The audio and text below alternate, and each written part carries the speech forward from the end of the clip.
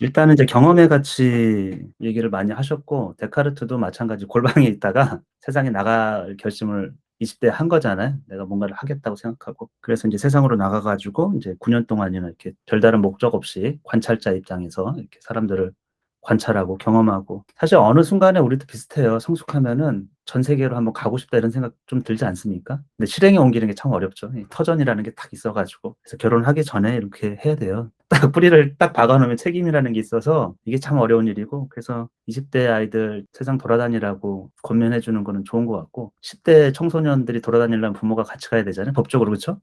미성년이 어디 돌아다니 이런 건 좀 어려움이 없지 않아 있는데 같이라도 이렇게 여행 다니고 세상 경험 쌓아 주는 건 좋은 것 같습니다. 근데 지금은 인제 학교에 애들이 거의 매여 있어서 거의 모든 시간을 딱 동질 집단 안에 딱 있거든요. 그리고 인제 해야 될 공부라는 게 딱 있어서 경험이라는 측면에서 보면은 굉장히 부족한 다양성이 너무 부족한 그런 상태에 있는 건 확실한 것 같고 불안이라는 게 사회에서 오기 때문에 남들하고 다른 거 하면 굉장히 불안합니다.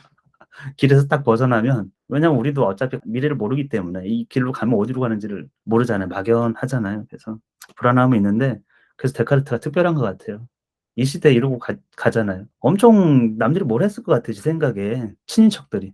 훌륭한 교육 받고 뭐 해야 될 일이 있는데 집안에서 보면은 결혼도 안 하지 또 어디 돌아다니고 도대체 계획이 뭐 있는 것 같지는 않아요. 뭐 군대도 신교 쪽으로 갔다 구교 쪽으로 갔다 뭐 그러면 어른들이 볼 때는 '넌 도대체 무슨 생각 갖고 있냐.' 뭐 또 '신앙은 제대로 굳건하게 서 있냐.' 이런 식으로 엄청 했을 것 같은데 자기 확신이 너무나 뚜렷해 가지고 20 대에는 아마 누구한테도 얘기는 못 했을 거예요. 그쵸? '내가 이렇게 하겠다.' 이거는 진짜 왜냐하면 자기 확신을 타인에게 확증받을 필요가 전혀 없기 때문에. 예. 그러면 이제 혼란을 더 느낄 것이고 그리고 여기서도 보면은 9년 동안 아무것도 안 했다고 했지만 사실 아무것도 안 한 건 아니고 엄청 여기도 나중에 보면 연말을 했다고 돼 있어요. 계속 자기가 했던 거를 도덕 규칙을 가지고 올바른 참된 인식을 갖기 위해서 데카르트가 정한 참된 방법이라고 해서 있었잖아요. 첫 번째가 이제 명증성의 원리. 명증하지 않은 거는 다 인제 거부하는 것이고 의심하는 거고 또 분해의 원리, 쪼개는 것이죠. 복잡해 모든 현상은 복잡하니까 쪼개서 그다음에 합성의 원리 인제 연쇄를 만드는 거죠. 연결고리들을 분해했던 거를. 그리고 인제 열거의 규칙에서 계속 반복하면서 빠진 게 있는지 약간의 모순이 있는지 이런 것들을 계속 한 거고 그건 이제 수학적인 방법이라고 전에 기하학에서 온 방법이라고 했는데 그걸 계속 연마한 거예요. 그러니까 이런 거는 누구한테 내가 뭘 한다고 설명할 길이 없습니다. 쓸데없는 거 한다고 얘기할 거기 때문에. 아니 여러분도 자녀가 저런 거 하고 내가 규칙을 세웠고 내가 예를 들면 참된 인식에 이르는 또 도덕 규칙이라고 세웠는데 "참 너 진짜 세상 어떻게 살려고 그러냐." 이런 얘기를 엄청 들었을 것 같아요. 그래서 네덜란드로 간 거예요. 어떻게 보면 은둔자 생활을 하잖아요. 왜냐하면 분명히 프랑스에서 자기 아는 친구들, 동료들 뭐 선생님들 뭐 유명한 사람도 많으니까 아버지 친구들도 있고 지인 뭐 친인척들 외가 쪽도 엄청난 집안이고 그러니까 그냥 떠나 버린 거죠. 근데 데이비드 휴미 비슷한 시대 사람인데 그 사람도 영국에서 프랑스로 오히려 인제 거꾸로 아무도 터치 안 하는 자기 생각이 인제 터치를 자꾸 받으니까 그런 식으로 하거든요. 자기 주관이 뚜렷한 사람들. 그러니까 어른들이 볼 때는 철없는 행동인데 그런 것 같습니다. 예. 하여튼 자기만의 어떤 인생의 길을 찾는다라는 건 참 감명 깊은 것 같아요. 그쵸? 남들이 진짜 안 가는 길을 간 거거든요. 아마 우리는 그래도 우리가 가는 길이 남들 가던 오솔길이라도 되지 않습니까? 이거는 진짜 완전히 없는 길을 가는 사람 자서전 같은 짧은 글을 쓴 건데 여기서 감명을 느끼면 참 우리가 글 읽기를 잘한 거죠. 어떤 필링을 받았다고 하면 그 사람의 어떤 외로움, 결단 이런 것들 느낀다고 하면. 그리고 자기 객관화나 주변을 객관화시키는 거 엄청 중요한데 잘 안 돼요. 나에 대해서는. 누가 나 비판하면 욱해 가지고 막 반발하게 되고 자기를 객관화시킬 수 있다면 성장할 수 있는 사람이죠. 그거를 받아들일 수 있다고 하면. 그런 것들이 진짜 보이긴 하는 것 같아요. 이 귀납적 방법으로 자기 성찰 그러니까 사실 데카르트는 너무 연역적 방법으로 연구를 해 가지고 이 사람이 인제 귀납적인 실험이라든지 이 경험 세계와 관련해 가지고는 너무 이렇게 치우쳐진 생각을 갖고 있는 거 아닌가 이런 비난이 없지 않아 있어요. 연역이라는 거는 인제 이게 풀어헤치는 거거든요. 안에 있던 거를 이렇게 하나씩. 근데 귀납은 밖에 있던 거를 인제 하나씩 이렇게 쌓아 가지고 어떤 원칙을 쌓아가는 건데 근데 데카르트는 사실 뒤에도 보면 실험이라든지 귀납적 방법을 거부를 하지 않아요. 어떤 측면에서는 인간이 완전하지 않기 때문에 연역적 방법으로는 할 수가 없다라는 거지.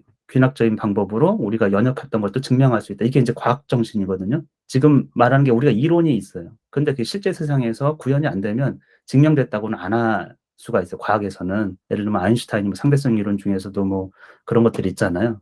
빛이 휘어져야 되는데 근데 그게 인제 현실 세계에서 적용되느냐 그걸 관찰하면 이제 증명됐다고 하잖아요. 그러니까 되게 웃기죠. 이 과학은 실제 세상을 이렇게 탐구하기 때문에 수학하고는 다르게 수학적 방법으로는 저렇게 경험적인 그 관찰을 통해서 증명했다고 안 하는데 과학은 그렇지가 않아요. 이론이 증명되는 방식은 그것이 현실에서 관찰돼야 돼 약간. 근데 그런 거를 인제 데카르트가 뒤에서 보면 주장을 해요. 그래서 경험을 아예 무시하는 건 아니고 또 여기서도 보면은 데카르트가 이 경험이 엄청 중요한 것처럼 이렇게 돼 있는데 또 뒤에서 보면은 그것도 아무것도 아니어 가지고 예를 들면 책을 통해서도 선생님을 통해서도 거기 진리가 없다고 떠났잖아요. 그 세상을 인제 여행하는데 거기도 진리가 없어. 다 선례와 관습과 하여튼 이렇게 의심스러운 것들이고 그래 가지고 이제 자기 안에 인제 침착하는 건데 아마 이 과정에서 도 보면은 섞여 있는 것 같아요. 세상을 두루 다니면서도 계속 자기 안에 인제 계속 관찰자 입장이라는 게 자기가 세상에 이 인벌브 돼 가지고 세상 일에 관여하는 게 아니에요. 역할을 하는 게 아니고 아무 일도 안 했다라는 거는 세상적인 일을 아무것도 안 했어. 직업이 없어요, 이 사람이. 어디에도 뭐 의무도 없고 아무것도 없는 거야. 다만 관찰자 입장에서. 예. 그거는 어찌 보면은 자기 안에 자기 의식에 몰입돼 있던 것 같은 상황인 것 같아요. 데카르트 철학에서는 의심, 우유부단, 우유부단, 이 결단 이런 말이 엄청 많이 나오고 중요하다고 인제 학자들은 얘기해요. 그럼 인식에 참된 인식에 이르는 길은 첫 번째 원리가 의심이거든요. 의심이 그냥 단지 의심이 아니고 의심은 이제 목적을 갖고 있어서 이 수단이에요, 의심이. 무엇을 위한 수단인가? 예 확신. 그 확신을 갖기 위한 수단으로서의 의심이거든요. 옛날 사람들 회의주의자들은 그냥 의심해. 의심으로 끝. 뭐 목적이 없어요. 그냥 의심스러운 거지 그냥.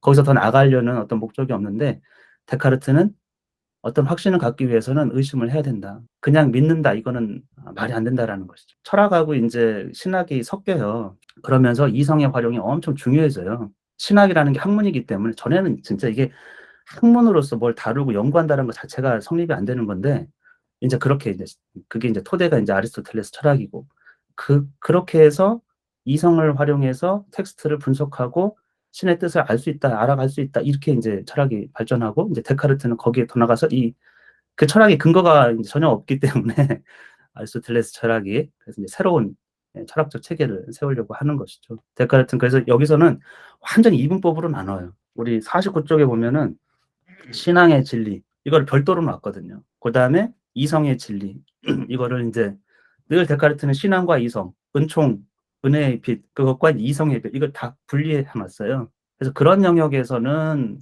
이성적인 토론이나 이런 건 합당치 않은 것이고 이성적 탐구라든지 이런 것들이.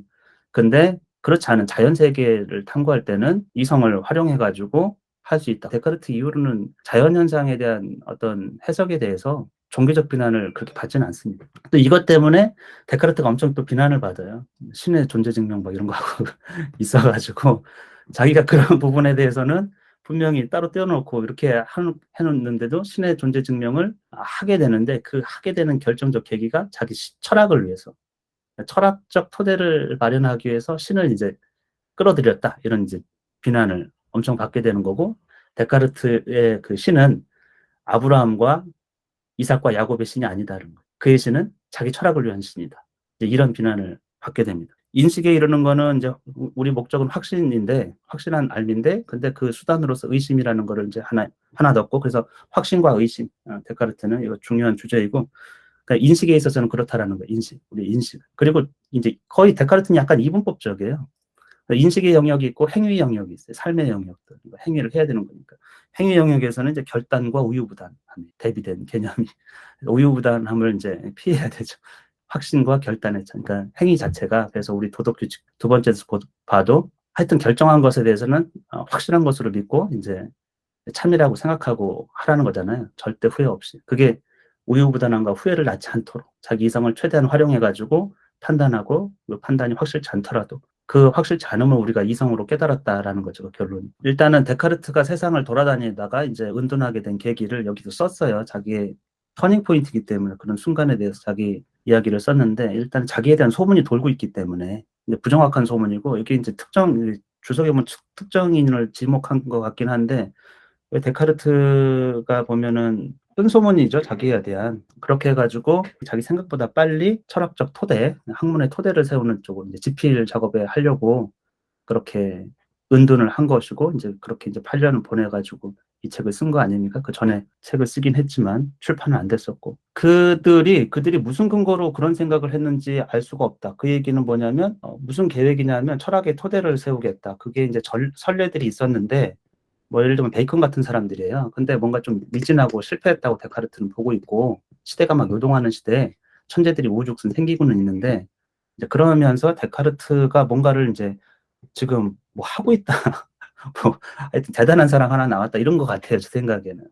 데카르트가 했던 얘기를 이렇게 52 쪽에 쭉 보면 이거 완전 소크라테스예요. 내가 한 것 중에서 뭐가 있어서 내가 거기 그런 소문에 한몫 기여했다라고 하면 내가 모른다라는 것을 더 진솔하게 고백했다. 다른 사람들이 확실한 것으로 간주하는 것에 대해서 의심의 근거들을 보여줬다. 소크라테스가 했던 거 똑같은 겁니다. 내가 모른다라는 것. 근데 소크라테스가 계속 한 건 나는 모른다. 근데 안다고 하는 사람 찾아가 가지고 아는지를 봐서 모순이 있고 모르는 걸 자꾸 들춰내거든요. "아이 너도 모르네. 너하고 나하고 다른 거는 나는 내가 모른다라는 걸 아는 거고 너는 모르면서 안다고 한다고." 자꾸 이렇게 들추니까 인제 사형을 당한 거예요. 여기저기 막 지도자들 찾아가 가지고 한둘도 아니고. 근데 데카르트도 똑같은 걸 한 거 아닙니까? 내가 모른다라는 걸 솔직히 고백했다고 하고. 공부했던 사람은 절대 그렇지 않다라는 거예요. 이 사람들이 아는 것에 대해서 그 확실치 않다라는 근거들을 자꾸 준 거예요, 데카르트가. 그리하여서 사람들이 실제의 나와 다르게 보이는 거를 '내가 조금도 원치 않았다.' 이렇게 여기고 있는데 여기 영어본에서 보면은 내가 어느 정도 자기 셀프 이스팀이 있어서 자존감 같은 게 있는 거예요. 그래서 실제 나와 다르게 보이고 싶어 하진 않는다라는 거예요. 우리가 자존감이 좀 떨어지면 실제 자기보다 좀 띄워지는 걸 좋아하지 않습니까? 그러니까 이게 소문이 뭔 대단한 사람이 뭔가를 한 것 같아요. 그래 가지고 데카르트가 '아 이게 인제 안 되겠구나.' 그리고 자기 심성이 좀 선한 것도 있어서 명성에 걸맞지 않으면 안 된다고 생각했어요. 그러니까 이 명성이라는 게 무슨 저작을 내지도 않았는데 퍼지기 시작한 거예요. 뭐 소크라테스도 책 한 번 안 냈잖아요. 근데 소크라테스는 그 당시 세계에서 가장 지혜로운 자로 인제 평판이 났단 말이죠. 그리고 지식인들 사이에서는 반발이 생기는 것이고 자꾸 인제 들추니까. 똑같은 거를 한 거예요. 제가 볼 때는 데카르트가 똑같은 일을 했어요. 세상 돌아다니면서 만나 보면서 그거는 좀 확실치 않은 것 같은데 그리고 자기가 발견했던 여러 가지 지금 자기 스스로도 엄청 만족스러운 사실들을 발견했다고 했기 때문에 고렇게 돌아다니다가 결국에는 이게 인제 무슨 하여튼 소문이 있으니까 이게 '내가 결단을 내야겠구나. 은둔. 방해받지 않겠다.'는. 세상 돌아다니면서 얘기를 해 보니까 방해가 된 거죠 사실은. 이런 얘기하고 왜냐하면 소문이라는 게 어떤 사람이 나하고 만나 가지고 얘기를 해 가지고 굉장히 깊은 영감을 받았을 거예요. 우리도 그렇지 않습니까? 데카르트 같은 사람 만나 가지고 얘기를 해 보면 엄청 이 사람이 박학다식하거든요. 자연현상이나 모든 것에. 스웨덴으로 데려가는데 거기 뭐 장군 제너럴도 와고 막 이랬잖아요. 거기 배 뭐 선원 중에서도 데카르트하고 1 시간이 대화를 했는데 자기가 여지까지 뱃사람으로서 뭐 한 수십 년 동안 했던 것보다 훨씬 더 많은 거를 터득했다. 이런 식으로 된 것도 있거든요, 기록에. 이 사람하고 대화를 해 보면 전혀 다른 세상의 어떤 진리에 대해서 자연현상이 그렇게 했던 것 같아요. 그래서 인제 '그거를 내가 써야겠다.' 그래서 이 책도 사실 방법 서술이지만 실제로는 기하, 광학, 기상학이 그거를 얘기하고 싶었던 거거든요. 그것에 대한 이제 어떤 서론 같은 것이라는 거죠. 아무튼 그렇게 해 가지고 자신에 대한 뜬 소문을 자기가 해명해야겠다라는 생각을 좀 했던 것 같아요. 우리하고 반응이 달라요. 우리에 대한 뜬 소문이 있다 그럼 우리는 세상에 나가서 적극적으로 더 변호하려고 하지 않겠습니까? 데카르트는 안 그래요. 쏙 숨어 버렸어요. 그래 가지고 이제 정리된 어떤 거를 내야겠다는 생각을 했던 것 같아요. 그리고 외로움은 저도 데카르트 보면은 이렇게 확신에 차 있지만 이게 확신에 찬 사람들의 이면에는 외로움이 있어요. 왜냐하면 세상하고 이렇게 소통이 잘 안 되기 때문에. 될 수가 없습니다. 이게 인류의 천재들 길을 보면 외로워요. 이해가 지금 세상하고 사회하고 이렇게 소통이 잘 안 돼요. 왜냐하면 세상 사람들은 이해할 수가 없거든. 그 당시 사람들의 통상관념으로 보면은. 이런 게 인제 책을 쓰는 이유도 그런 방편에 있어요. 사람들하고 이해가 아니고 자기 견해에 대해서 정리된 그런 것들로 이제 더 소통하려고 하는 것이죠. 그리고 여기서 번역상 쪼끔 애로사항이 좀 있어서 제가 몇 가지만 여기 51 쪽에 보면은 수학의 어려움에 대해서 또는 심지어 다른 어떤 어려움들에 대해서도 내가 충분히 확고한 어떤 것을 인정하지 않는 다른 학문들의 모든 원리들로부터 그 어려움을 떼어놓음으로써 수학의 어려움들과 거의 비슷하게 만들 수 있었던 다른 어떤 어려움들에도 그 방법을 적용하고 무슨 말입니까 이게? 이게 무슨 무슨 말인지 잘 읽어보면 도대체 모르겠어요. 제가 번역상으로 이상하다라는 거는 프랑스어를 제가 모르기 때문에 그 자체를 뭐라는 건 아니고 우리말이 해석이 좀 어렵다라는 거예요, 단지. 예, 해석이 그렇게 오해하지 마시고 영어 보는 의미를 파악하는 데는 프랑스 원전을 보는 건 아니니까 보이시나요? 그래서 여기 보면 set aside 띄어 놨어요. 시간을 띄어 놨죠. 몇 시간씩 자기가 뭐 하려고. 뭐냐면 시간을 어떻게 보냈냐면 적용하는데 수학을 한 거예요. 그러니까 수학에서의 어려움들에 적용한 거예요. 자기의 인제 인식을 추구하는 방법이 있었잖아요. 그쵸? 간단하게 그러니까 의심하고 간단하게 나누고 뭐 열거하고 뭐 이런 식으로. 그러니까 수학적 방법을 통해 수학에 이제 적용했었던 거고 심지어 인제 다른 것에도 적용한 것이죠, 그거를. translate 했다고 돼 있어요. into mathematical terms로. 그러니까 다른 분야의 학문을 수학적 용어로 변환해 가지고 바꿔서 탐구한 거예요. 그러니까 이게 인제 굉장히 핵심적인 거거든요. 데카르트가 이후에 엄청나게 학문에 영향을 준 거는 모든 학문의 그 당시에 기초 그러니까 다른 학문들 자기가 생각하기에 인제 확고한 어떤 튼튼한 토대가 충분치 않은 그런 학문들의 분야 있잖아요.